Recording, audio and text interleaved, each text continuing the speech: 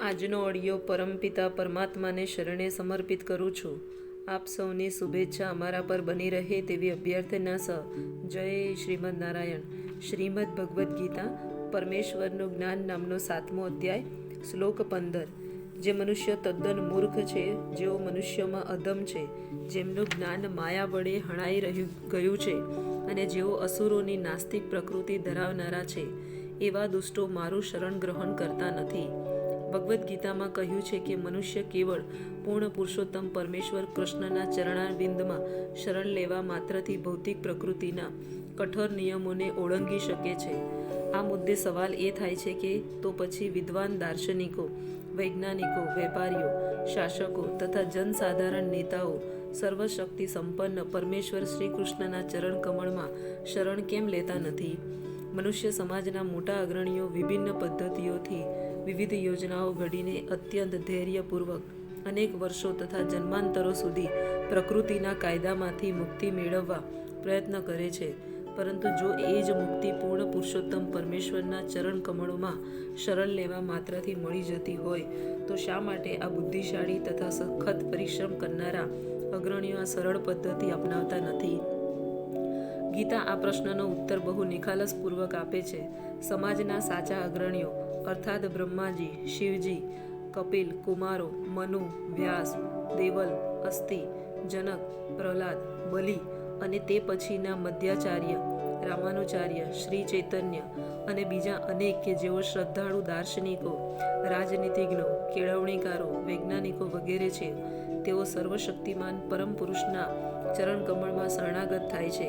પરંતુ જે માણસો વાસ્તવમાં સાચા દાર્શનિકો, વૈજ્ઞાનિકો, કેળવણીકારો, શાસકો વગેરે નથી, પણ દુર્મયી લાભ ખાતર એવા હોવાનો ડોળ કરે છે, તેઓ પરમેશ્વરની યોજના અથવા માર્ગને સ્વીકારતા નથી.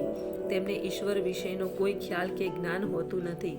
તેઓ માત્ર પોતાની દુર્મયી યોજનાઓ ઘડે છે અને જગતની સમસ્યા ઉકેલવાના પોતાના વ્યર્થ પ્રયાસો દ્વારા સ્થિતિને વધારે વિકટ બનાવી દે છે. ભૌતિક શક્તિ અતિ પ્રબળ હોવાથી તે નાસ્તિકોની અનધિકૃત યોજનાઓનો પ્રતિકાર કરવા સમર્થ છે અને આવા યોજના આયોગોના જ્ઞાનને નિષ્ફળ બનાવી દે છે.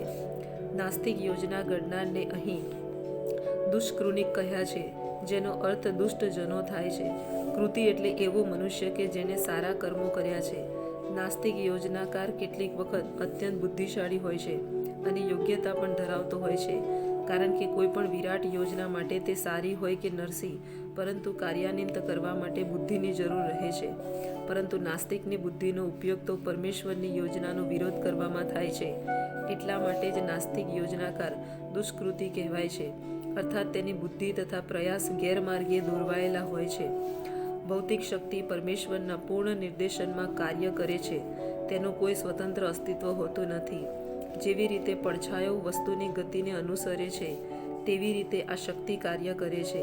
તેમ છતાં ભૌતિક શક્તિ અત્યંત બળવાન છે અને નાસ્તિક તેના અનિશ્વરવાદી સ્વભાવને કારણે આ જાણતો નથી કે કેવી રીતે કાર્ય કરે છે. તેમજ પરમેશ્વરની યોજનાને પણ તે જાણી શકતો નથી. જેવી રીતે હિરણ્યકશ્યપુ તથા રાવણ ભૌતિક દ્રષ્ટિથી વૈજ્ઞાનિકો, દાર્શનિકો, શાસકો તથા શિક્ષકો તરીકે વિદ્વાન હોવા છતાં તે બંનેની યોજનાઓ ધ્વસ્ત થઈ જતી હતી, તેવી જ રીતે માયા અને રજોગુણ તથા તમોગુણ હેઠળ નાસ્તિકની સઘળી યોજનાઓ ધ્વસ્ત થઈ જાય છે.